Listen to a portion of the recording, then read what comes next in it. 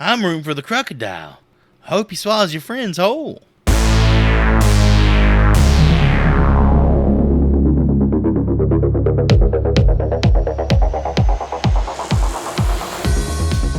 This is the Horrible Film School. Take a seat and slowly peel open those trapper keepers. I am Chris, and I am here with Professor Hootie. What's up, fellas?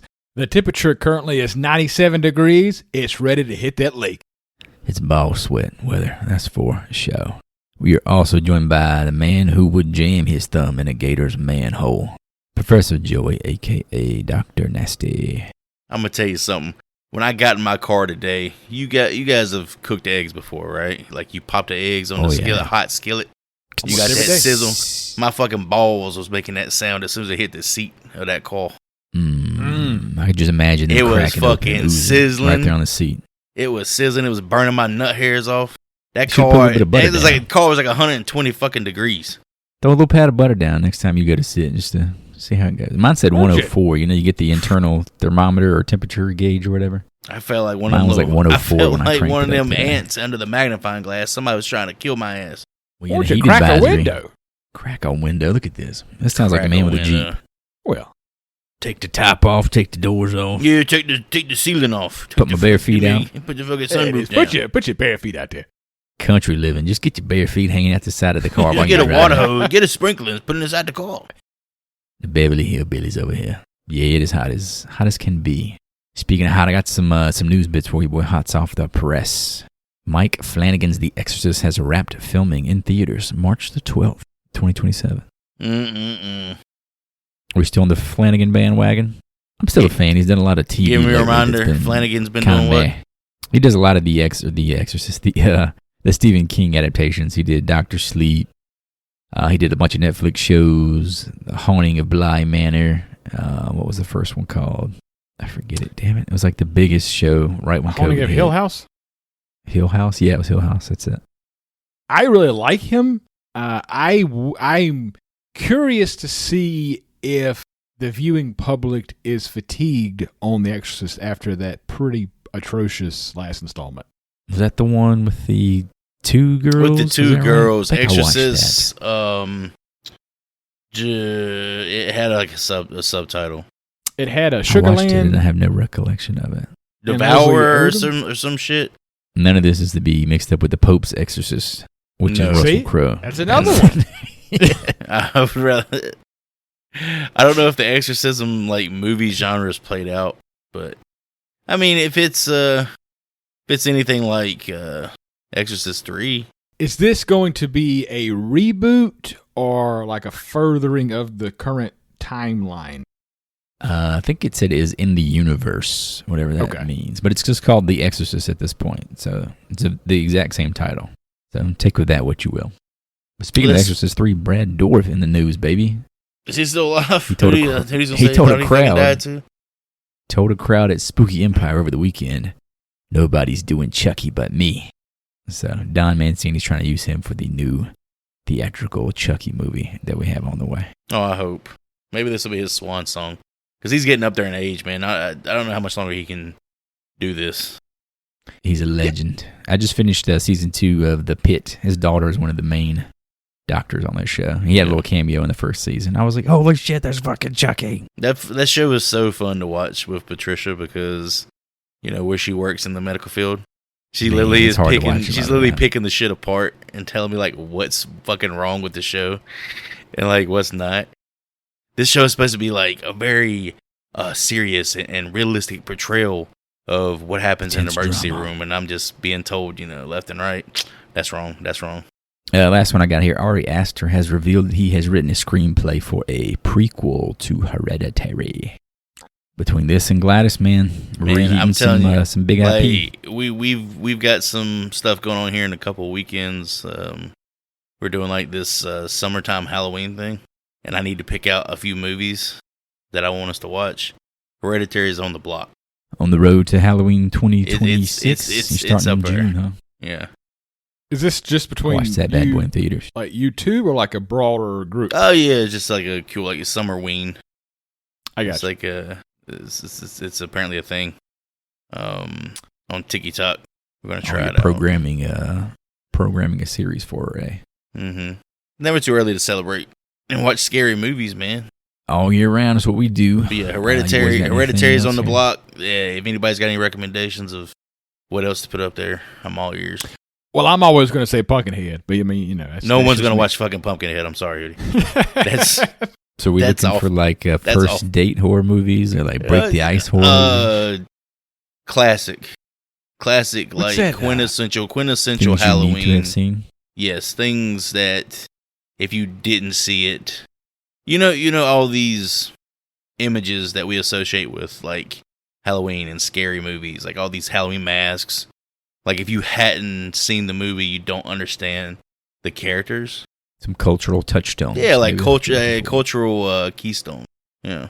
Nightmare on Elm Street. That's one you got to see. Nightmare's a good one. I was thinking Night of the Creeps. Jesus Christ, Hootie. Why you got to be fucking left field? Night of the Creeps. Thrown out there. Psycho, baby. What's next, Leviathan? You got to fucking Leviathan's always good. Psycho's got to be the first thing they say. I don't know about black and white stuff, though. Oh, here we go. I don't know. I like man who only sees in black and white. I know, right? You got any news to share here, fellas, before we get into it? I don't have any news, but I think me and Hootie both went and saw Obsession. That we did. Did you go together? Did you hold hands? Didn't go together. That would have been very, very off-putting, having to watch that with Hootie right next to me holding my hand. Just get one ticket and somebody sit in somebody's lap. Have a stare into his eyes. No, but this movie, I'm telling you, man, like this is like the perfect like couples dating movie. Like date night horror movie. It's big with the Gen Z kiddos. It's like legitimately cash on the table for this. It's legitimately like terrifying.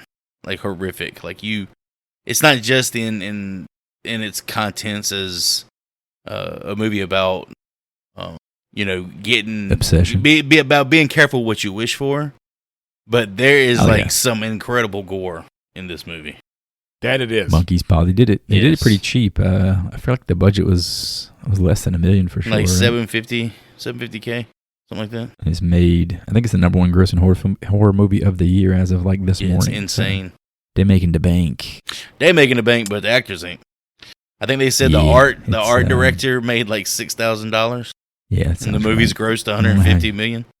It's funny they're having this conversation. This is like the most 2026 conversation you can have. Does anyone care like what the extras on Halloween made back in '78 after that movie blew up with a micro budget? No. Yeah, because they all signed a contract. Well, no. It's because because of the internet and all those numbers are available so much. It's so easy to go and pull those numbers up. But it's an indie film. But that's on your resume. Anytime you apply for a job. Let's say the movie made $200K. No one's going to be complaining about like what they got paid. But now it's like it's gotten so big, it's almost like out of hand to the point where it becomes a conversation. I agree, there should be a kickback though, because you I feel like as the director, you made 150 times your budget. Yeah, it's a YouTube kid that made it, right? That's the whole phenomenon about it. Yeah. What is his name? I actually started watching it. His Clive, the YouTuber guy. So Clive something. I will say Curry Barker. Curry Barker. That sounds. Curry Barker. The right thing to do would be to give him some money on the back end. I mean, I was like, he could definitely like probably spare like a cool meal to divvy up amongst the behind the scenes folks. That's none of my business. It's not my money. So I will say that I didn't enjoy it as much as you did because I don't know it. I've been thinking about how to put this, and there's a scene, without giving too much away, there's a scene where the main guy wakes up and his girlfriend's out of the bed. That's all I'm going to say. Oh, my God. And how that scene evolves, I wanted more of that. And I didn't get more the movie would escalate to that point. Well, if that's all we got, boys, without further ado, flip to page 1999. Found your assignment for today. It will be called Lake Placid. Our lesson for today: you'll never know what bit you. Pretty dope tagline there. All right, Mr. Hootie, this was your choice. I'm gonna let you take the ruler, start smacking it on the chalkboard. Show us what's up. Yes, this was my pick, as we all know. I love a creature feature, and the '90s was full of them. Creature feature. But before we hop into the film, we always got to start with what the fans thought. First up, from Flavius from February 2000. Titled, Worst Movie I Have Ever Seen. This is only the second movie I've ever seen that I couldn't sit through. I popped out the DVD after 30 minutes. The movie is slow, the acting is lame, and there are no decent special effects at all. I've seen hundreds of movies, and this one is just terrible. Also, the DVD encoding is extremely poor. The sound is either too loud or too faint, and the picture is blurry compared to other DVDs. This guy's a DVD snob. If you like this kind of movie, do yourself a huge favor and see Deep Blue Sea, Thomas Jane, thank you very much, Holy and maybe Anaconda. Both of which are much better films than this flop. 1 out of 10 stars. I'm tired of all these motherfucking sharks in this motherfucking ocean. Samuel L. Jackson also in Deep Blue Sea. Man, you know what really stuck with me in that review? Samuel Jackson or was it LL Cool J? No. Samuel L. Jackson's in there, right? It was Samuel. Both of them's in what the there. hell was LL Cool J's in it too? Deep Impact. He was a cook. Yeah, I remember that part. And he had a bird. Yeah, that's right. You know what really stuck with me with that review that you just read is that we got cucked and he didn't tell us what the other movie was. Oh, that that he is couldn't true. finish watching. Man. That stuck with me literally the entire. gotta As soon take as a you guess. said that, like that's all my brain could latch onto. What is it? Urban Legends, 1998. I could see it. It's not a great film. It had to be a movie I that love came that out movie. before Watch this the one, fucking right? movie. Yeah, it was written in 2000, I think you said. Written in 2000.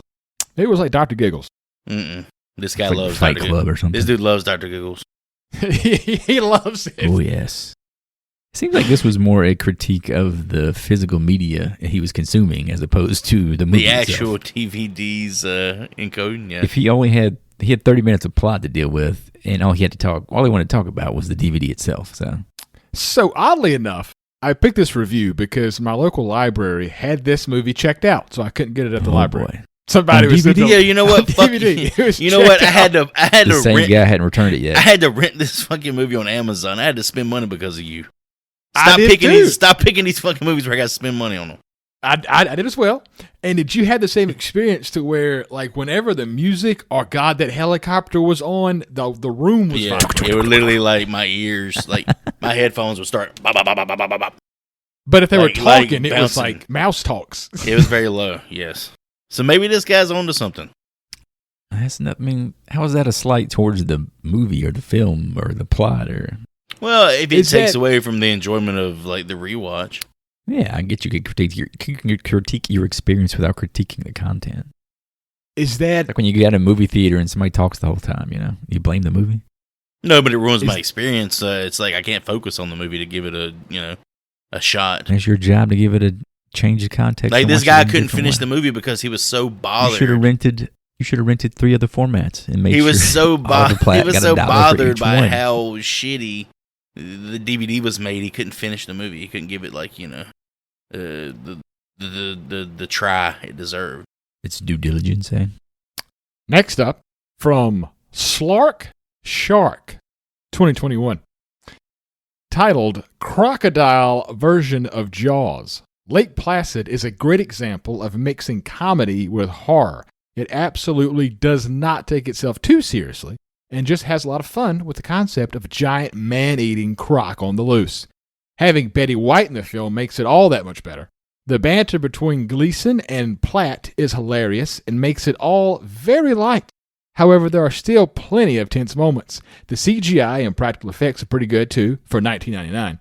Just how Jaws is the standard for shark movies, I consider this the standard for crocodile/alligator movies. 8 out of 10 stars. Who are we in the running with exactly on that one? There's an 80s movie called Alligator and Alligator 2. Oh, okay. So there's a precedent here that I'm just not informed about. What's the alligator movie that came out a long time after this one? There was like a flood or Lake something. Placid 2? No. Crawl? Crawl. Have you guys seen Actually, Crawl? pretty good. with Barry Pepper. I watched that. I think that was a Sam Raimi production. It was pretty good. I haven't seen that. Like I can't really name a lot of alligator-based Yeah, she movies. gets chased through like a flood. Or right? crocodile. That's pretty- that was Excuse me, pretty it's decent. crocodile-based movies. Well, Crocodile Dundee's pretty Crocodile horrifying too. Is this a knife? Or is that, I'm totally bombing that quote. Totally not my thing. That's not a 80s knife. movies This not is my a thing. knife. This is a knife.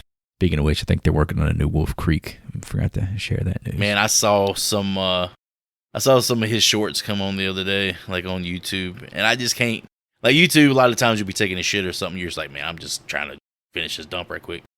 But anytime his shit would pop up, I have never had that experience where I would sit there and have to watch it. It's because that dude, you talk about somebody who like commands attention. Mick, yeah, somebody who can like have you just wrapped around their finger in terms of wanting to hear what he's talking about next. The accent, so good. He's so good.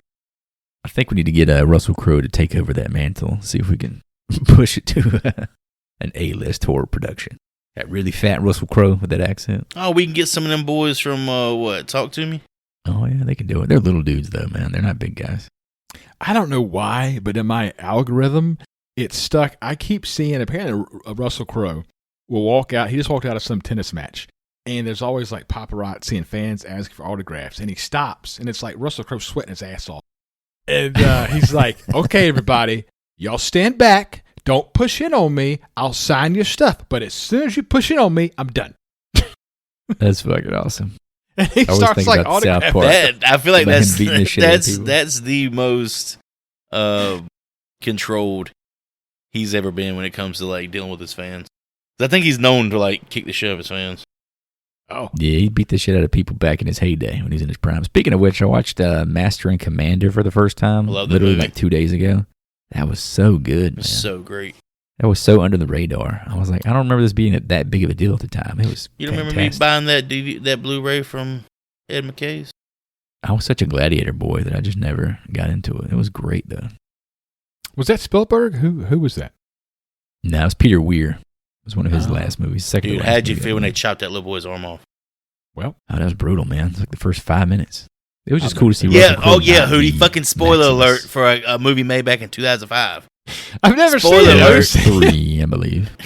2003. I won't be shocked now, Joey, okay? Trust me, you ain't gonna be shocked. It's got a terrible title, I think, personally, but it was good. I've always had this fascination with, like, pirates. Like, I've always thought the pirate life is so cool. The British Navy, man, they're not pirates. Well, whatever, man. They're still, like, on the high seas, doing high sea stuff. Pirate movie for Halloween, The Fog. There you go. Oh, my God. Ghost Pirates. I'm definitely What's that one where they're on the fucking boat? And, Ghost Ship? Ghost Ship. God, fucking Ghost Ship. That was one of the first movies I ever remember renting when I was, I don't know, for whatever reason, able to, like, pick a movie out at Brewers back in the day. Like, yeah, what did I do? Ghost Ship? And that was the one. Yeah, there was like us and some of the neighborhood kids, Pablo and them. We got to I don't know whose card we had. We got to go rent a rated R movie somehow, and it was that one. I was like, what are we doing? I gotta watch Ghost Ship, dude. Why the hell were we so piped, so fucking It's Ghost on a ship. That's the lady from ER. All right, let's talk about the budget for this movie.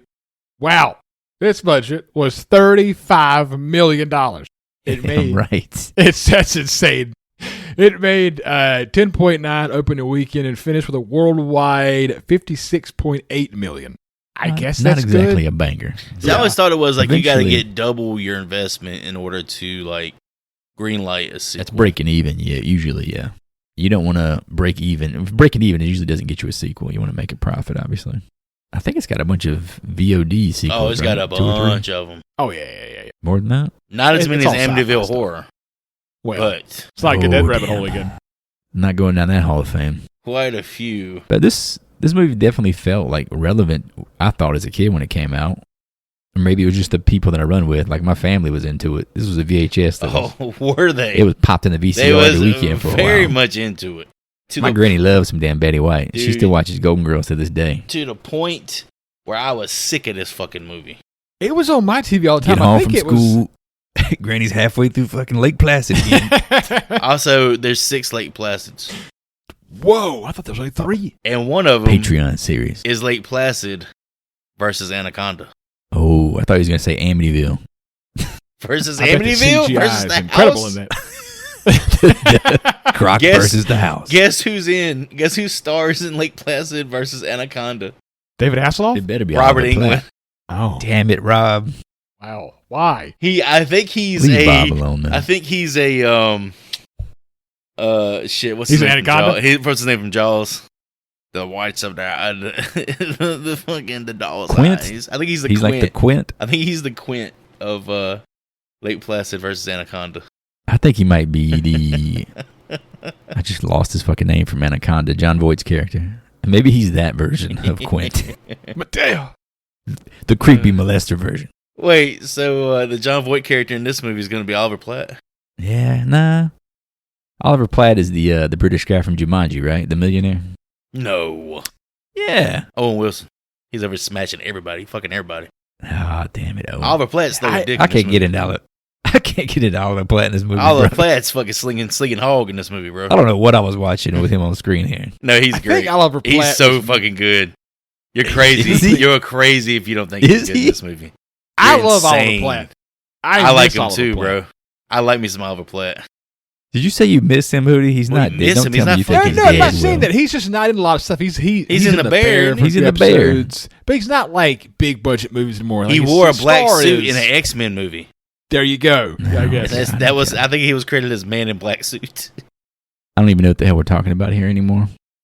I miss the heyday of the Platt, okay? Take me back. You don't remember when him and Jake Brigant had a little conversation? Right, he's always going to be a damn Southern lawyer to me. It's a sweaty movie. Whew. I'm sweating thinking about it right now. Where's Kiefer Sutherland at? Let's hop into the behind the scenes here. Writer, director. First up, the director, Steve Miner, who we've already talked on multiple times. He directed Friday the 13th, Part 2 and 3, Warlock, House, and y'all's favorite Halloween Underwater in H2O. And they call him A Miner. I had a new note for him. I don't know if this is true or not, but I found it on the internet. The only director to have helmed films in more than one of the big 3 franchises. Halloween and Friday the 13th, man. That's up there.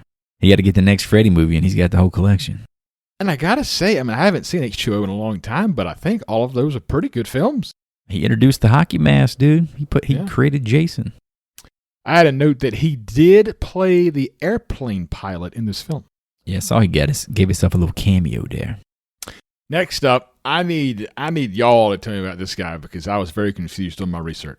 The writer, David E. Kelly. Why the fuck are we talking about him? Well, all he wrote was a bunch of TV shit. He's got a few interesting little notes about it. I'll get to it, but I know him from Goliath, which is a Billy Bob Thornton Amazon show. What the fuck? The hell is that? A random note show. That was a very specific note. I know him from a little ditty called Goliath. If you ever heard of it, guys. Goliath. Little ditty Amazon Prime. Goliath. It's Billy Bob Thornton playing a Wait. Great. So you're saying this now, though, right? Like when you were doing the research, I'm like, oh, this is the guy who wrote that. Oh, it's just they did Goliath. Oh man, I love that episode. Yeah. He wrote 2 episodes of that show. I love those 2 episodes. He created but you didn't. As you were watching Goliath, you weren't like, David E. Kelly is such a great writer. This is a David E. Kelly show. You didn't pause it halfway through it, and be like, oh man, I wonder who wrote this. I did not. Joey said he didn't have any notes about the guy. No, what the fuck? I looked at him. He wrote a bunch of TV shit, and I just totally disregarded the guy. Well, at the time of this production, he was simultaneously running Ally McBeal and The Practice, what were 2 of the highest-rated dramas in the country at that time. Goodness gracious. Lake Placid was his swing. You can see where all the sarcasm in the fucking script came from then. Oh, it's very much a TV writer movie, but he said it was a character-driven horror movie in the vein of Jaws meets Fargo was his idea. I can't overstate enough how many reviews talked about this guy and the connection to Ally McBeal. It was like, oh, he's on such a high for Ally McBeal he's that the he Ally has McBeal guy. And I'm like, did this dude have like a moment in time? That show was really big. Like I never saw a minute of it, but I remember being like on commercials in between like episodes of TNT Nitro and Raw, like flipping back and forth at some point. I saw a lot of promos for Ally McBeal. I think I read a little factoid too, and it's not going to collide with our production notes, but I think they offered the role of Ally McBeal to Bridget Fonda, if I'm not mistaken. Too. Yeah, that's another connection. He also worked on Big Little Lies from 2017. That show was actually pretty great. Oh, was it? Was it, Chris? Because I got shit for talking about Goliath. Chris, that show sounds like stupid shit. HBO, dog. HBO, bro. Alexander Skarsgård, dog. But Lake Placid and Mystery Alaska were the only 2 movies and notable screenplays he wrote. They're both in 1999. Here's the fact of the fucking podcast for me about this fella. This dude has been married to Michelle Pfeiffer since 1993. That's crazy. Catwoman has been making Grease love. 2. I was like, okay. I saw the note. I was like, okay, when did they get divorced? Started digging into it. No, they're not divorced. I need a cool rider. A cool rider. God, I mean, so hot in that movie. I feel like we're She's a cool rider, not a cool writer, right? All right, it's pretty good. All right, you need to save Got that. him. We need to clip that. Clip that. We need to. This is to go into the best clips from the show. I feel like we're dogging this dude, but I'm sure he's a pretty nice fella. I mean, he's got a nice job. He's got a hot, smoking, banging wife who's probably still gorgeous. Like It's he don't give a shit. 1993. You know that we're taking these little digs at him being a failed Hollywood director. We're scum on the bottom of Right? the stack shoe. Oh, right. It's successful, man. Next up, special effects by another person we've met in Stan Winston, who's done Aliens, T2, and Jurassic Park. Stanley. I mean, he did Congo, but okay, leave that out, I guess. So he did Congo. I Also did did another show, or another movie I don't think we talked about last time, Small Soldiers. Oh, I love Small Soldiers. Chris, have you introduced the youngins to Small Soldiers yet? I haven't yet. Major You're Chip making a Hazard in the mistake. voice. You're making a mistake. The Gorgonite. I feel like we got the new Toy Story Gorgonites. coming out, man. You can't just show them Small Soldiers without Toy Story first, though. He was always Yeah, talking man, about you've the already sky. seen 4 of them. I mean, how many fucking more you need to see? We got to be friends before we become enemies, and then toys can start to fight each other. What was the main Gorgonite? Archer? Archer, yes. This is all coming back to me. Cat-looking dude. Archer was always looking at the sky and like saying weird stuff in Small Soldiers. He was very like, I don't know, he was coded to be like a hippie or something. He was very with nature. It's all about peace, young man. Kirsten Dunst was in that. We just want to go home. Fucking plastic toys. So cool, man. Made in China. I wanted all of them. Any more behind the scenes stuff for you fellas? I got music by John Ottman, which I shout out only because the music did annoy me in this movie personally. I find it incredibly. I don't really bring up the music at all. However, I can concur. It was lacking. It was very lacking. whimsical. Yeah, it was odd. He's best known as Bryan Singer's longtime editor and composer. He scored The Usual Suspects, X-Men, Superman Returns, among others. Lake Placid is the outlier in his filmography. Maybe he just doesn't have horror chops because, like you said, it did not fit the tone. Well, the movie kind of like drops the whole facade of being a horror after movie the first scene. Yeah, it doesn't really become. It's not really horror beyond the first scene. The crocodile vocalizations were recorded from a real Gators at Gatorland in Orlando, Florida, not composed. So that's cool. Gatorland. Can you imagine taking your kids down to the Gatorland and you look over and the director of this movie is like sticking a mic in this thing's mouth? Just deep throating it. Make him mad. Somebody pinches balls. Make him mad. Jam a thumb in his butthole. Hopping in the behind the scenes here, fellas, I'm going to sit back and let y'all talk about all the great details of Lake Placid. Man, this movie was it was screened in the White House for President Bill Clinton. What a note. Oh, shit. And I'm going to tell you what, when Monica was jerking his ass off under that blanket when I was watching. Oh, yeah. This is the perfect movie to get a little handy with. Look how big that crocodile is. Looks like there's Lake Clinton right here in your pants. Oh, Lake Placid, huh? I got one here. The script was turned down by every major studio. Oh, fucking shit. Before Steve Miner came aboard. Before Steve Miner felt sorry for the fucking movie people. This same dude making love to Michelle Pfeiffer got turned down by every major studio. But he brought in a French producer named Mike Medavoy, who secured some fundings, and eventually Fox picked it up on a second pass. But apparently the key moment was Stan Winston had already begun building the animatronic Croc with his own money out of his own pocket, and then brought the investors in to see the shot and the creature in action. And that's how they got the funding. Speaking of which, so thank you, Stan. They built a full-size animatronic that was actually rumored to be able to swim. Oh, there's video of it like swimming. Moving head, snapping jaws, That's thrashing insane. tail. Yeah, that's pretty wild. Guess how long? It looks so good. What's the duration of the crocodile, CGI or animatronic, in this movie? I think less than 4 minutes. I would say 3.5. 3 minutes and 43 seconds of screen time. Boom. Damn, that was very accurate. Yes, Joy probably researched that shit at some point. No, man, I don't feel like he was in that damn... I feel like at the ending, he was on screen for like a good 3 minutes right there. Well, it's just like with Jaws. Like you get little hints here and almost there. identical. At the end of the movie is like you get the full, you get the full Monty. That's the money shot. Whole hog.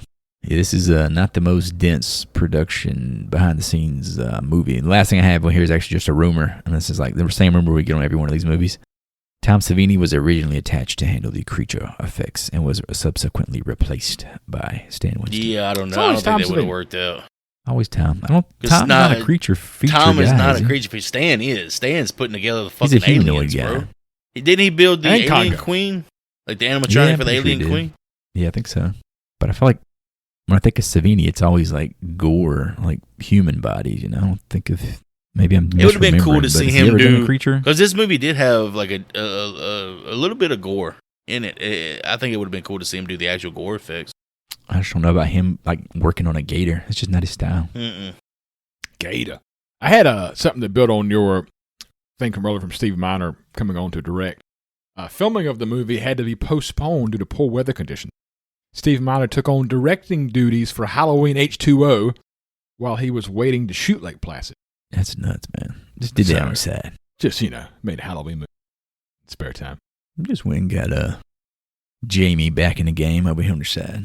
And Sony was on board to distribute the movie, but after the failure of Godzilla in 1998, they backed out, sending this into a frenzy of distribution for a frenzy. Thank you, Ferris Bueller. The movie was just like doomed from the get-go. Yeah, it's amazing that it, like I said, I was shocked that it didn't make more money, or it seemed like really culturally relevant to me. And again, that's probably just me living in a little echo chamber in the southeastern United States in 1999, but I digress. There's one thing Southerners love, it's a big old crocodile. Give me that big-ass gator. Give me some Betty White. I love some Golden Girls. I ain't never met a woman over 40 who didn't love the Golden Girls. That's a movie that's just stayed in syndication to this day. Yeah, I probably haven't seen it since 1999 or 2000. It was like putting on a glove. It's on right now, I guarantee you. Nothing new here. Seen this shit 1 billion times. Well, if that's all, fellas, let's hop in to 1999's Lake Placid. Finally, I'm so excited. Get right. Oh, my husband passed away. It's been almost 2 years now. My department doesn't have any record of that, Mrs. Bickerman. Well, I'm sorry. Incomplete records haunt me so. Do you know how your husband died? Oh, yes. I killed him. Black Lake, Maine. Fish and Wildlife Officer Walt Lawson is scuba diving while Sheriff Hank Keogh supervises from a boat. Something enormous attacks Lawson underwater and bites him clean in half. Hank pulls what remains of him onto the boat. This is the inciting incident. It will also be the last time the film is purely a horror movie.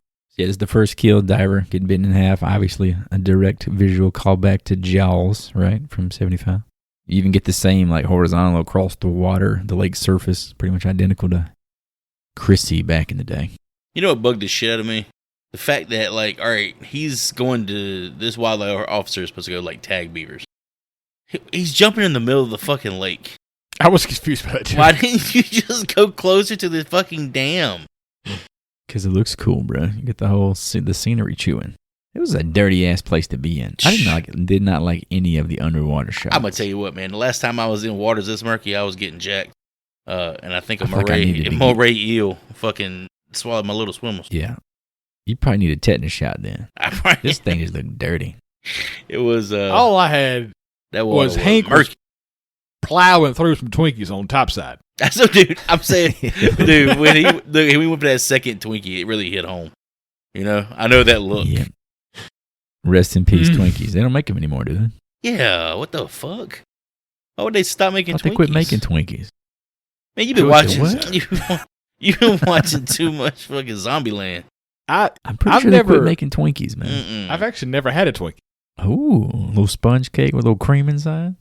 I grew up, I was a little Debbie kid, so Hostess is a whole other world. You've never been creamed inside? Well, who just wants that chocolate? Them What'd nutty you buddies. About the guts hanging out here? Is it CG? I think it was CG. Yeah. I don't think it was real. Yeah. They didn't really bite this guy in I think the CG actually doesn't look bad at all. I think it's... I was surprised for 1999. I use a word later on to describe it that I think is perfect, and I'm going to save it. But I think it is okay. But there's a better word. Motherfucker, that's my word right there. Passable. Okay, fuck me, right? You stole my word. Put points on the board. Well, damn, like we talk about all this. Let's talk about Brendan Gleeson. Talk about him. Tell me about. I mean, we talked about him before. We're 28 Days Later. We have, yes. So, and so to talk about him again, he was in Braveheart, Gangs of New York, Harry Potter, and the new Amazon series Spider Noir. Either you guys watched that yet? Like I have tried to watch it. The Yes, first episode. Yes. Where he you see where he gets bit by the mutant. No. Who? Spider Noir. I don't know his actual name. What's his name? Spider-Man? that was Spider-Man. Like, I haven't watched the show, but I saw a clip of it, of like how he got his powers, and it's so like metal. Like it's so fucking like horror-esque. Yeah, it's pretty dark. It's I was cool. just like kind of shocked watching the first episode. I was like, damn, this is Well, it isn't pretty black and white. violent for a Spider-Man movie, dude. Or a Spider-Man TV show. But yeah, he was also in Bruges, and we talk about Harry Potter, Mad Eye Moody. Mad Eye Moody, We baby. And The Banshees of Inisherin from 2022. He got an Oscar nomination for that one. I along with tried his watching fellow it. Irishman, Colin Farrell. I tried You watching tried it. watching it? Yeah. Yeah, it's definitely like not for everybody. It's not one of those I'd give a big recommend to just anybody, you know. Yeah, I was halfway through, and I was like, I get it. I'm good. I get it. I don't need this fable just crammed down my throat. You're just going to dick around for the next hour and a half, aren't you? I'm going to go watch Leviathan. A real movie. Let me fire that bad boy up, not blink for 1 second. But yeah, he's great in this movie. I think he's the best part, personally. Yeah, he's fantastic. He's the right. most He's effective right up person in there the movie. with Oliver Platt. Oh, don't get me fucked out. Come He on, bro. might be the only one not overacting. Of course, Bill Pullman never really overacts either. but Pull. I only know Now you talking about somebody who was terrible in this fucking movie? he wasn't great. It ain't what Oliver Pullman's Platt. doing, man. It's He underplays BP. the whole thing.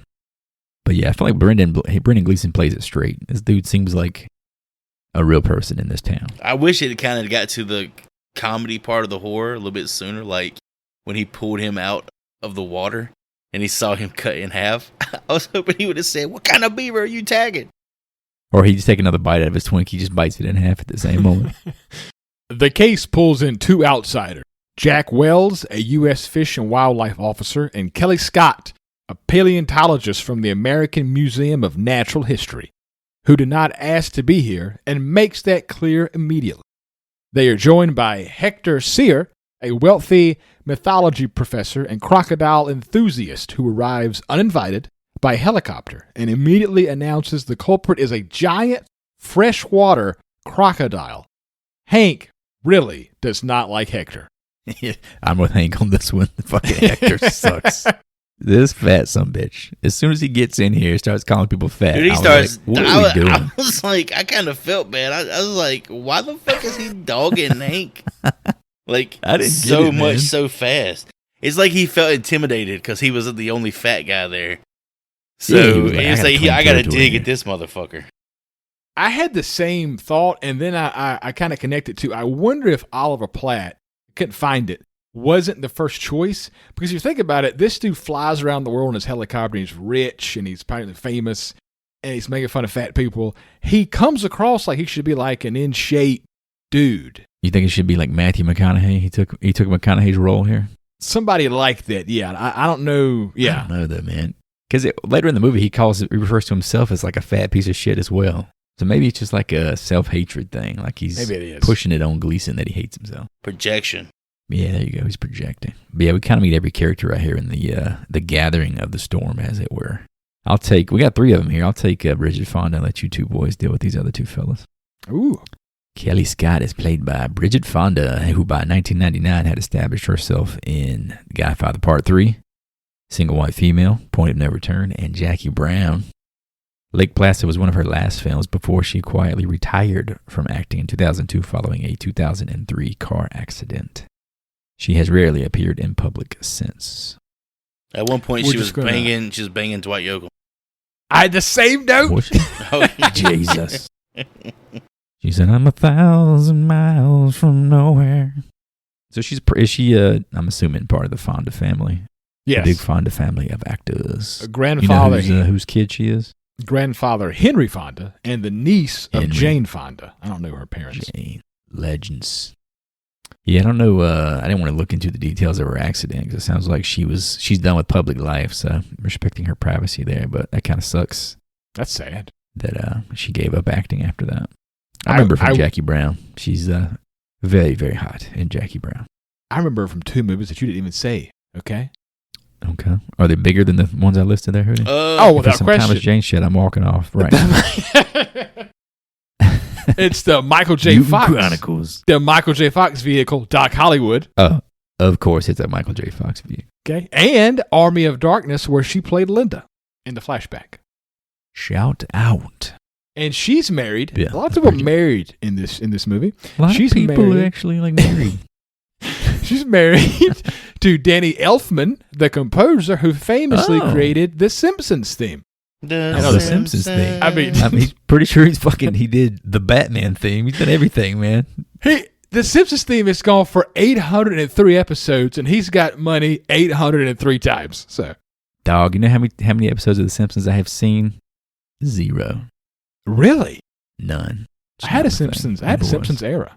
You were a Simpsons kid. I was a South Park kid. No Simpsons for me. Whenever it came Elfman's done a lot of shit. He did all the Tim Burton stuff too. He's created all the music from A Nightmare Before Christmas. That's him. Oh wow, okay, that's a big deal. All the Batman theme, the Michael Keaton Batman stuff, that theme, which is like the Batman theme. I think everything we've named off so far is owned by Disney. So, who do you want to take, Bill Pullman, or you want Oliver Platt? Joey wants to suck off. Let me do Bill Pullman. Pullman, get his damn name right. Bill Pullman, most famous probably for his roles as President Whitmore from the Independence Day film, as well as Lone Star in the Spaceballs films. Speaking of which, there's going to be a brand new Lone Star Spaceballs movie called The New One, slated for 2027 release. My man was also in Wes Craven's The Serpent and the Rainbow. We're going to talk about that at some point, I'm thinking. As well as Casper, the Friendly Ghost. Chris, do it. Fucking H. Go, do it. I'm not doing it. I'm not doing any Casper. Do the Casper quote about Cat Ballou. I'm going to do the Devon Sawa. Yeah, do the Devon Sawa. Can I keep you? Oh my God. I got to whisper it. Dude, Christina Ricci. I had such the biggest crush on her as a child. Wednesday. That big ass forehead. I was like, oh my God, I want to kiss it. Still cute to this day. I have right here his entire speech from Independence Day, if you want me to do it. That's what the audience wants. Good morning. In less than an hour, aircraft from here will join others around the world. It will be launching the largest aerial battle in the history of mankind. Mankind. That word should have new meaning for all of us today. We can't be consumed by our petty differences anymore. We will be unified. We will be united in our common interests. Perhaps it's fate that today is the 4th of July.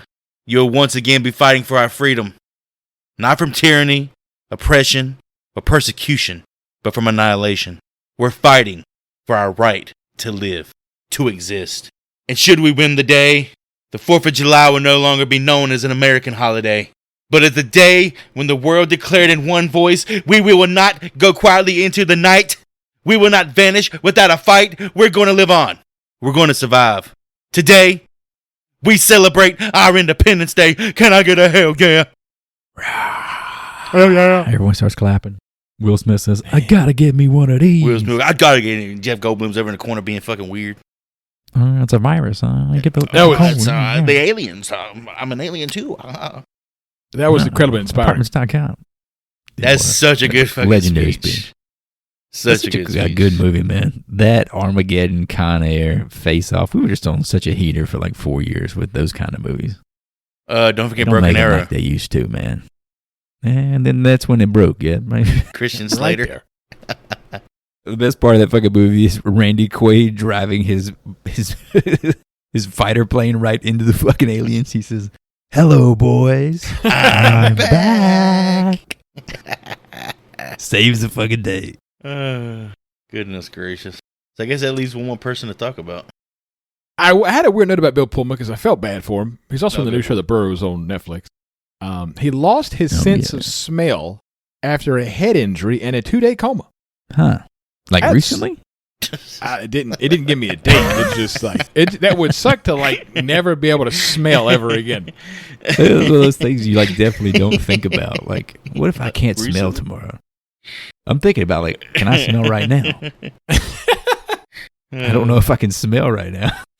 If I need to smell something now. Get a candle.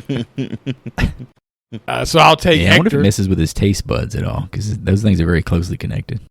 Oh, yeah. Man, if I didn't have Suck if you taste, had no taste buds, dog. I'd be ripped. That might be worse.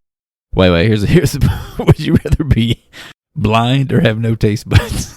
I think no What? taste buds without question. I would like to see where I'm going. If you could choose whether you lose your sight or the ability to taste, Joy, what would you choose? Fuck, man. I feel like taste is so important. Taste to, is like, so happiness. important. You'd be in such good shape if you could Somebody taste could be. though. The thing is, like, so you would. All right. So I would 'Cause be then you would You blind. can still eat, you just can't see. I'd be blind, but I And could you would- taste. So couldn't nobody Yeah. feed me shit, and I couldn't taste it because I wouldn't be blind, right? Yeah, you wouldn't be able to eat dookie if that's what you're It's asking. making my head hurt thinking about this. Yeah, that's a tough one. It's easy to me. I never thought taste I was would. so I would important. hate to give up fucking taste buds because I love the taste of some cheeseburgers. You could just eat Brussels sprouts all day and like not be affected. Fucking Sounds gross, good, I man. guess. That sounds miserable, man. And you would eat only for like when you're hungry, because there would be no impulse to eat like chocolate cake because you can't taste it. Oh man, What's that's like the point? one of the, probably like the most fun thing about being a person, though. Eating chocolate cake. Eating food and making love. Next up, Hector Sear, played by Oliver Platt, who was in Flatliners, Tall Tale, A Time to Kill, Ready to Rumble, and most recently, The Bear. You guys ever heard of this Prolific show he was character on actor. called Chicago Med? He's Nah, in like but it does sound 220 episodes of that. It's a part of the Yeah, all Chicago those universe. All those shows run forever. Chicago Fire, that's another big one, right? Dude, did you talk about Ready to Rumble? I did. Okay. Crown me. Damn right. Yeah, don't The skip King, that. Don't crown me king. Crown Bing. He played Paul Dude Bunyan always in looks Tall Tale. exactly the same. Oh yeah, I remember that. I remember that fucking commercial. Every fucking time we would go to watch Man of the House, this goddamn, Yeah, man. this motherfucking commercial. Man of the House. Tall Tales. Jonathan Taylor Thomas. Fucking you damn Patrick, right, not bro. Patrick, Kurt Russell. Well, Kurt Russell's in that shit too, wasn't he? No, Patrick Swayze's Pecos Bill. Oh, Pecosville. I'm Okay. Pecos Bill. He could ride a tornado. He could rope a damn NATO. And you had, was it John Coffey, the damn... No, He it was was John Brown or It some was- shit. Not John Brown. John Henry. I don't remember. John his Henry name. Rufus. John Henry wasn't Michael Clark Duncan? John Smith. No, God damn it, they missed that one. The motherfucker who held a sledgehammer. John Henry. Yeah. John Henry, yeah, that's the character. I'm talking about the actor. The actor wasn't Michael Clark Duncan, which I assumed it was. All I think about I Michael Clark watched Tall Duncan. Tale a lot. All I think about Michael Clark Duncan is when he grabs fucking Tom Hanks' dick and he makes that face where the little bugs is coming out of his mouth in the green eye. Is it Bubba from Forrest Gump who's John Henry? No. You don't With them keep big ass naming off lips. dudes. Just random dudes from that era. I remember the John Henry actor being in a lot of stuff. Maybe he is. I've looked up his movie, but Fucking Oliver Platt. I Looks just- exactly the same. I just as he remember always did. I just Same remember shaped the face. fucking commentator. Tall Tales, come check it out this evening over here. Tall Tales, The Unbelievable Story. That was the subtitle. ironically, what Lake Placid was to your family in this era, Tall Tale was to mine. My family watched Tall Tale. Fire that shit up. Fucking We who the watching fuck- Tall Tales. Hey, Mom, can we watch Nightmare on Elm Street? There's a new one out. Nope, Tall Tales is on. Ryan, go put on your Paul Bunyan outfit now. He come here riding. This is my favorite He come here Patrick riding the Swayze fucking performance. dog like it's a goddamn ox. And the whole movie is a dream. Anyway. Spoiler alert. Well, throw that shit in the trash. It's been out for I ain't never 40 years. watched. at I this ain't never point. watching that shit. Thanks. Spoiling a 40-year-old Disney movie made for 8-year-olds. Where do those movies go? Like, they're stuck in our memories forever. They There's go to no, Disney like, Plus. 8-year-old Ain't nobody watching that shit. There's no modern 8-year-old who's watching that shit. Is it just dead? There's like no audience for it anymore. And there was a whole segment of the 90s Disney films where they paired them with animals. Like there was a Mystery Alaska. No, there was an Alaska movie. I think it was just called Alaska. And like Fly Away Like Home. sled dogs and shit. Yeah, I remember Fly Away Home. Yeah, a bunch of geese. Jeff Daniels. Dunstan Check Skin. That was with Monkey. Yeah, that was a banger. That was Saw a that movie. one a lot. Beethoven had that dog in it. Beethoven, yeah. Air Bud. Air Bud. All these just lost to time. What about Free Willy? Free Willy? Flipper? God, All the kids now they watch like Star Wars and shit, but all this garbage we had to watch is just rotting. these somewhere. motherfuckers be watching Cake of Steak on there. They ain't watching a goddamn Star Wars.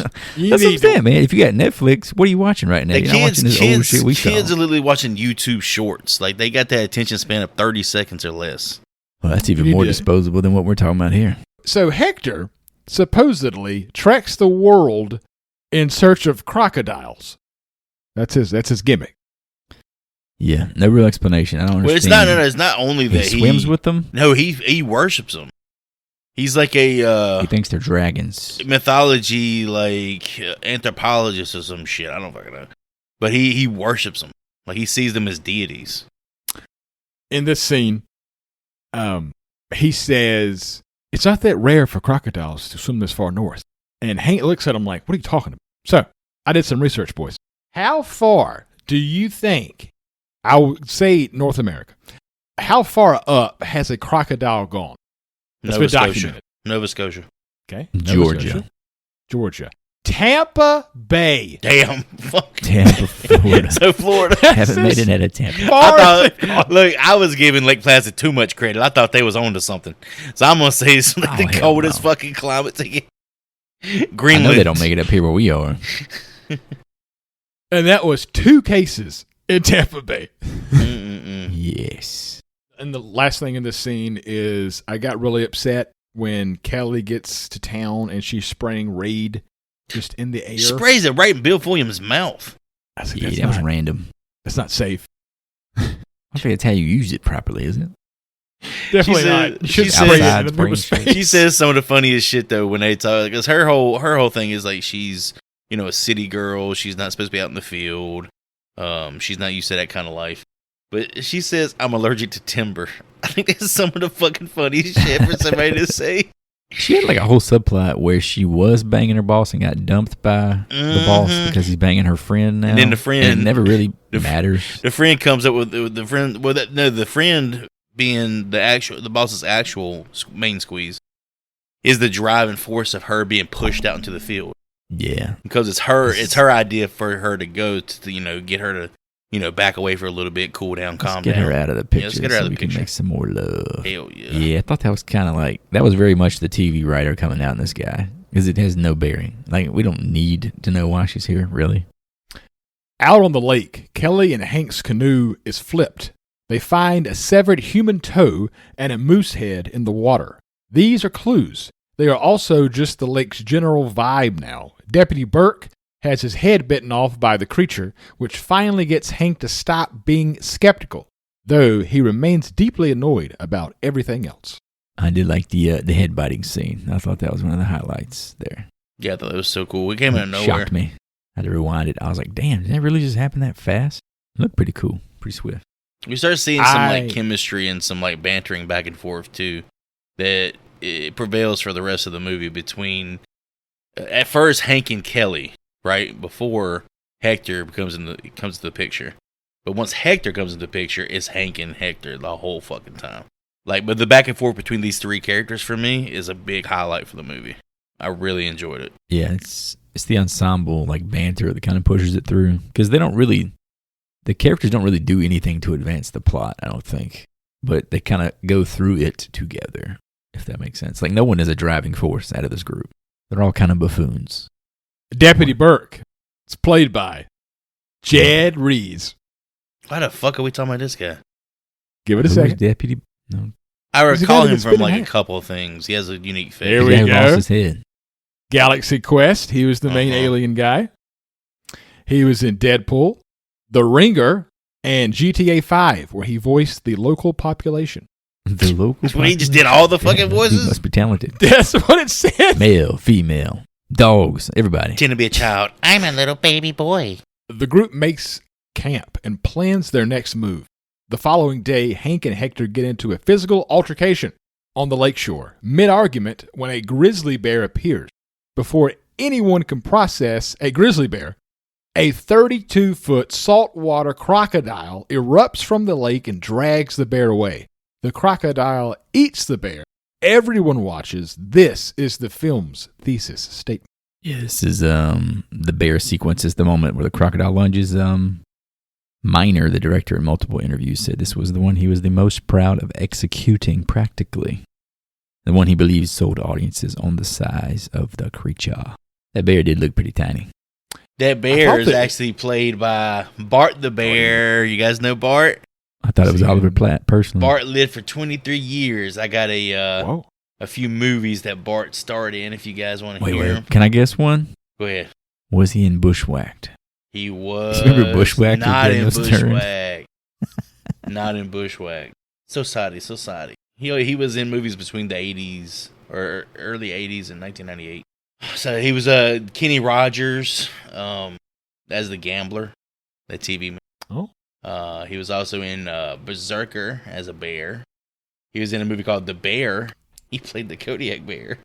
I like how he says as a bear. Did he ever not play a bear? He was a lawyer in the third season of LAPD Law. Well, in the movie Walking Thunder, he was known as Walking Thunder. But his biggest role, in my opinion, the one movie I actually know out of all this shit. Well, actually, he was in Legends of the Fall. He was the bear in that. But he was also the bear in 12 Monkeys, man. You guys remember 12 Monkeys? Brad Pitt. Crazy Brad Pitt. Bruce Willis. That movie Never was seen good. it. Was he in any of the Air Buds? Is like on the other team playing defense? No Air Bud movies. He wasn't in any of the missed opportunity. Anything else. Never was an Andre. He wasn't in Andre. He wasn't in fucking Beethoven 3. And I was confused here. They made it a point. Maybe it was Oliver Platt. Somebody goes, "This is an Asian crocodile." I was like, did that need to be said? I guess that he swam around the continent, like through Cape Horn or Let's Panama just make Canal. it I don't know. even more unbelievable. The group tracks down Dolores Bickerman, an elderly widow living alone on the lake. They find her feeding a blindfolded dairy cow to the crocodile. She has been doing this for years. She explains without much remorse that the crocodile originally ate her husband, and she just sort of kept feeding it after that. Betty White delivers this information pleasantly. This is the film's other thesis statement. She's so sweet in this, man.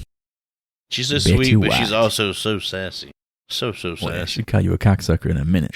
Her dialogue in this was Look, great. if she still look like she did back in that picture I posted on the chat, she can call me cocksucker much she want.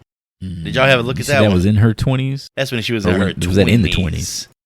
That's probably where was she born? Look, there ain't no way that she had an ass like that. That's got AI bootay. That's got to be like, I ain't never seen an ass like that. Goodness gracious, God Almighty! The way you move it.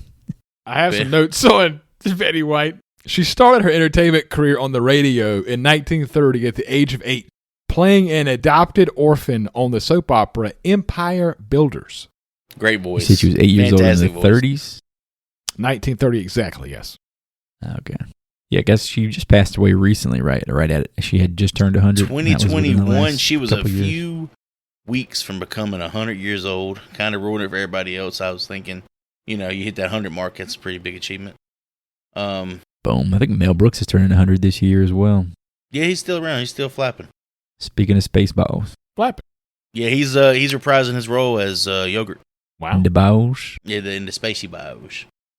The most fascinating piece of Betty White's life for me is that she famously didn't eat vegetables and supposedly ate a hot dog a day. God damn. And lived to be 99. Ate a hot dog a day and never chewed one for fucking 80 years. Is that all she ate though? Like, what's the secret there? She ate them without chewing. Tired. She ate a hot dog without. She could eat a hot dog without chewing. She's an OMAD, 1 meal a day type of lady. God, that's get one big old dog. She a TV legend, obviously, by 1999 when this came out, as Rose Nyland on The Golden Girls from 1985 to 1992. She had 5 Emmy Award wins for that.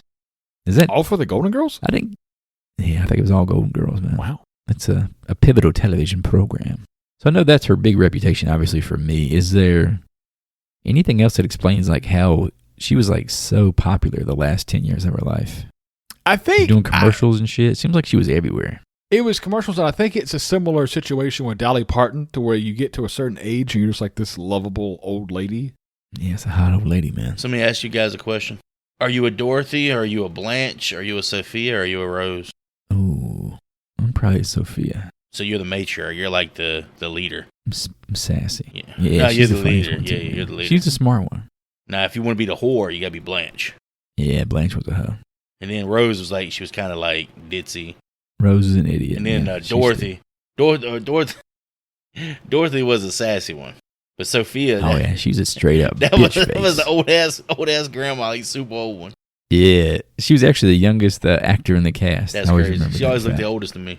She was fun. Yeah, she was supposed to be the oldest. She was somebody's. She was one of their moms, but she was such a fucking sassy. I remember getting a few bonus to Blanche back in the day. All right. She'd be saying some wild shit. Yeah. That's like she has like the most definitive 1988 haircut of all time. When I think of women's hair in the 80s, it's hers. Whatever the hell that thing was she had going on. It's going to sound Looked like an odd. ice cream cone. I didn't watch a lot of the Golden Girls, and I love sitcoms.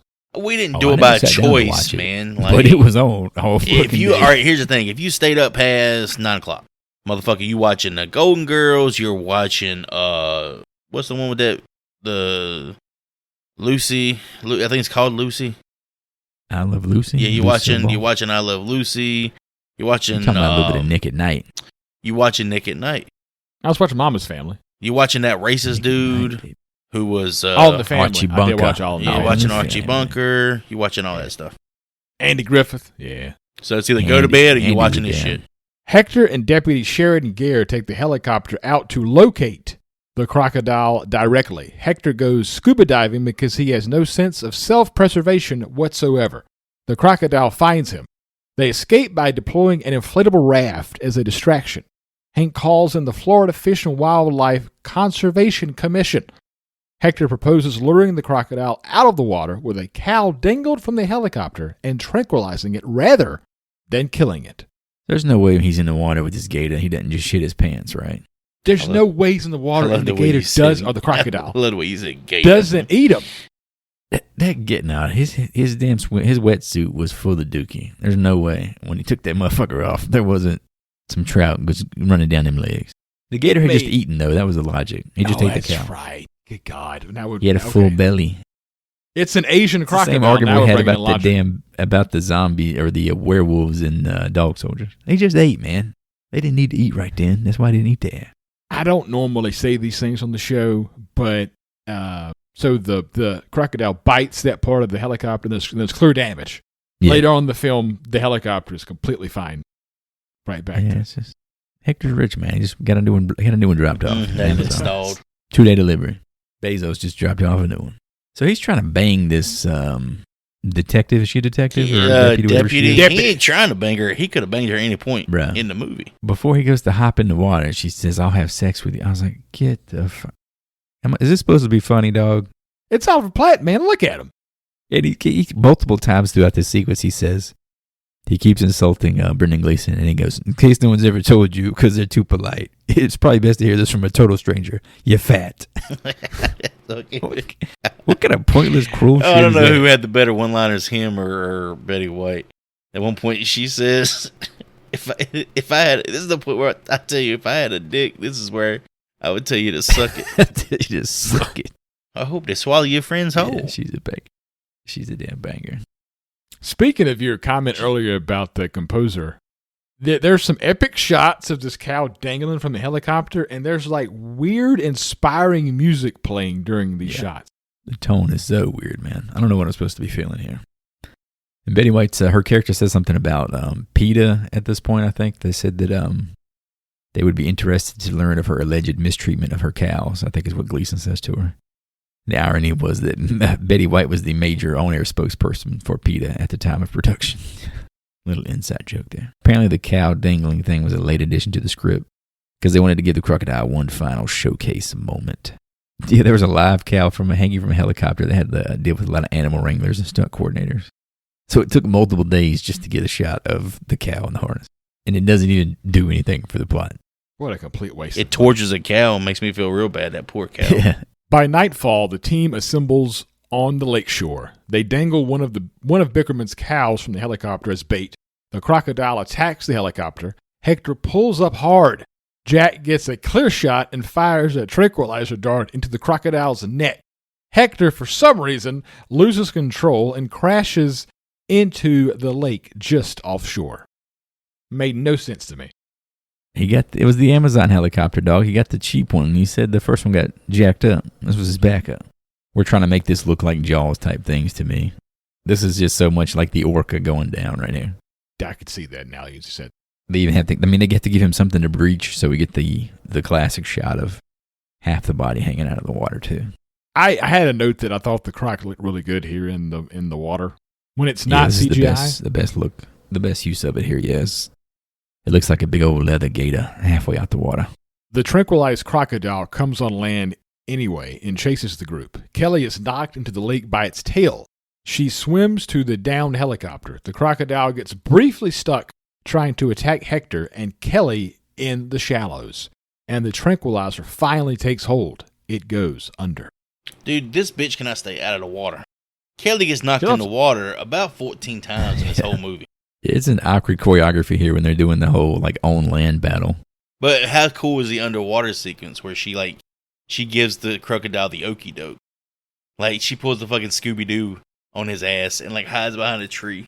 It's the only good looking bit of underwater cinematography in this whole movie because the water is, for some reason, at night you can see through this water. It's dirty as shit during the day, but it's perfectly clear camera work at night.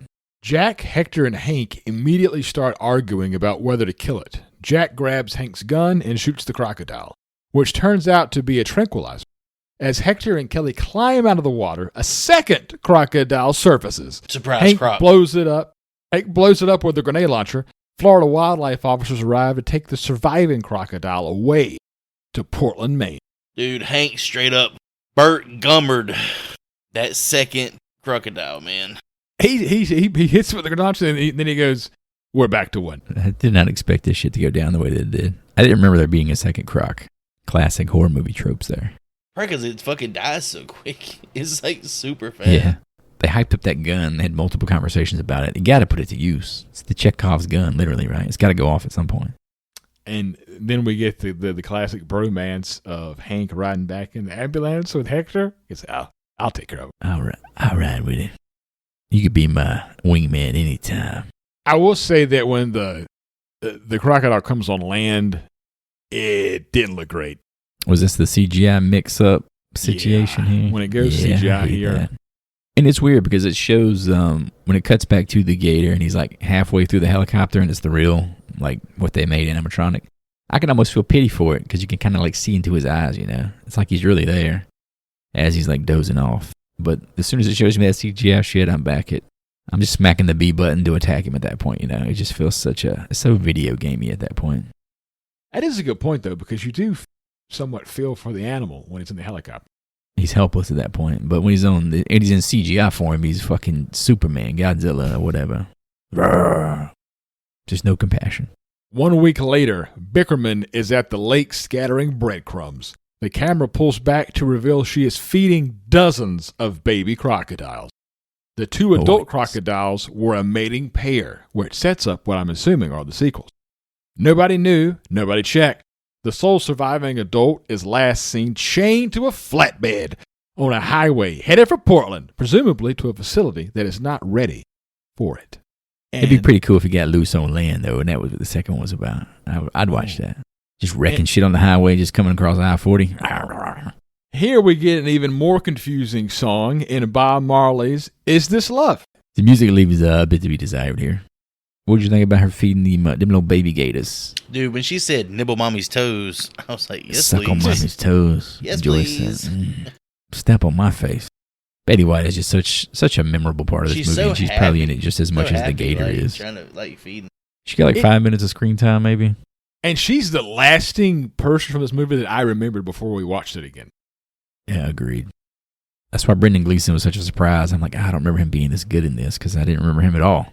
I remember Oliver Platt being fucking annoying and Betty White being hilarious. I feel like that last scene might have been shoehorned in after they just used $35 million to make a horror movie.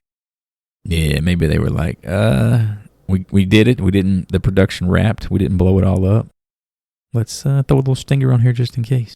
So with that, fellas, that wraps up Lake Placid.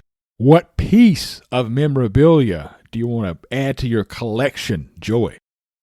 Not so much memorabilia, but I want one of them little baby crocodiles. I think it'd be so cute to have one and just like exploit it for clicks and views on TikTok and make like a lot of money.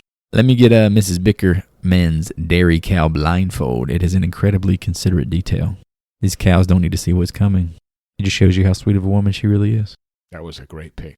Give me Oliver Platt or Hector's crocodile. Give me Oliver Platt, period. Give me Oliver Platt. Give him here. What's he describe his dick as at one point? He describes it like a big log or something. Yes, come suck my fat hole or some shit. Platt's fat log. I want the crocodile tooth necklace that he wears. Oh shit, he does wear one of those. That's pretty good. You don't want his haircut though. What the fuck? We didn't talk about his styling and his haircut in general. What was going on there? It was so anti Oliver Platt. I'm telling you, he was not meant for this role. Every time you think about it, it doesn't make sense. They said, we want to get the lawyer from A Time to Kill in this movie. And they did, but they picked the wrong one. He's wearing like outdoor clothes and he's got like gelled up hair. Yeah, his whole vibe is just, he was cringy as hell, man. Right up Joey's alley, though, apparently. Mm-hmm. So let's wrap this up with our grading books. Chris, what is your grade for Lake Placid? All right. For me, Mr. Steve Miner, you took a script that every studio in town had already passed on. You made it work on location across 3 lakes in British Columbia in the middle of a weather delay. And you got a functional 30-foot animatronic crocodile into the water, all without sinking the production. The cast you assembled is genuinely ridiculous. Gleeson alone made it work for me. And the decision to lean into the comedy and let Betty White say whatever the hell she wanted was the right call. The film doesn't fully deliver as horror, and the Kelly script telegraphs its TV origins in the second act, but the creature work holds up, and the ensemble banter still plays. This is a much better time than its reputation may insist. I'm giving a B- to Steve Miner for his assignment today. I really didn't have high hopes, high expectations, but let's dive on in. Much to my shock, for me, what stood out most in 1999's creature feature Lake Placid is the characters and not the creature itself. The chemistry between all the main characters is fun and playful, entertaining to watch, aside from Bill Pullman, who just comes off as awkward and one note. It's almost like he doesn't want to be there. But I really enjoyed the interactions between Bridget, Fonda, Brendan Gleeson, and Oliver Platt just as much as I enjoyed their characters. Speaking of characters, Betty White steals the show here with her cheeky one-liners and scene-stealing presence. Surprisingly, I found the CGI passable, while the actual practical effects were good, even in some cases amazing, specifically the Croc animatronic that Stan Winston team built. For an R-rated film, it comes off as too tame, playing it a little bit too safe for my liking. I wish they would have went full slaughterfest with maximum carnage and kills, but I can understand how that would take away from the horror comedy tone. But more than anything, I'm surprised how well this movie aged for me. I remember as a kid being so tired of seeing this movie for the 100th time that I would literally check out mentally when it was on the family tube. But seeing it after literally 20 plus years in its entirety, I was thoroughly entertained. It's not a good movie by any means, but there's nothing wrong with some dumb B-movie-esque fun every now and then. And so, Steve Miner's Lake Placid grades out with just that. A B. Very nice. I'll finish this up here. Lake Placid was my pick for this week's episode because I have great memories of watching this in theaters and then rewatching it countless times on cable television. I know HBO played Event Horizon at every opportunity they found. Lake Placid for me has to be a close second in regard to pure re-airing. The cast for this B movie with an A film budget is both too good for the film and underutilized at every possible point. The short runtime was appreciated because it said all it needed to say and then got out of the way. Stan Winston's visual effects look fantastic. However, the CGI department through 2026 lenses is a little rough. If you go in Lake Placid with the right expectation, you are going to have a blast. I give this film a C+. All right, boys, Lake Placid behind us. Let's look at our audience score guesses from Rotten Tomatoes. This was Hootie's choice, so he didn't guess. So Joseph and I took a shot at being within 5 points on that audience score. Tomato. If so, we get to choose what's next. So let's reveal what we did here. Joey said a 35%. Shameful. I guessed it would be a 58%. The actual audience score on Rotten Tomatoes was a 37%. Ooh, it feels so good to be so good. Fortunately or not, is a victory for Dr. Nasty. So without further ado, what are we going to be watching next? Been a little bit too long. I don't know. Watching this movie here recently kind of got me in the mood for some more horror comedy. And I'm just trying to scrape my brain for a movie you guys may not have seen, that I've seen that I remember enjoying from years ago. But without further ado, let's bring in some Kevin Smith into the Horrible Film School alum with 2014's Tusk. Tusk. Is this one of the? Yeah. Is this a Justin Long joint? This is a Justin Long joint, baby. Ooh, this is a blind spot for me. Have you seen Tusk, Cody? You cut out when you said the title for me. I didn't hear it. So Tusk, what's the pick? Yeah, Tusk. Sorry, I didn't hear it. Fuck, man. You just fucking ruined the surprise. I have never seen it. I've seen an image that's quite disturbing from the movie. So, all right, folks, we're going to pull up a trailer on YouTube for Tusk from 2014. You can watch along with us on our YouTube channel. Otherwise, we'll be back here on the pod in a few short moments.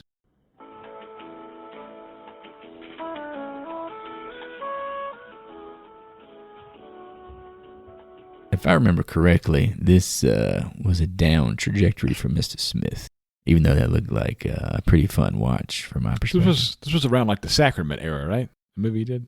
Yeah, Red State and all that he did, yep. I think I'm going to like it way better than I'm going to guess, but I'm going to guess 38%. From the audience? Yes. Jeez. I know this movie has had like a cult following. I've seen the imagery so much, and it can't have that cult following without a decent score. I'm going to go 55. I'm going to put 55 on it.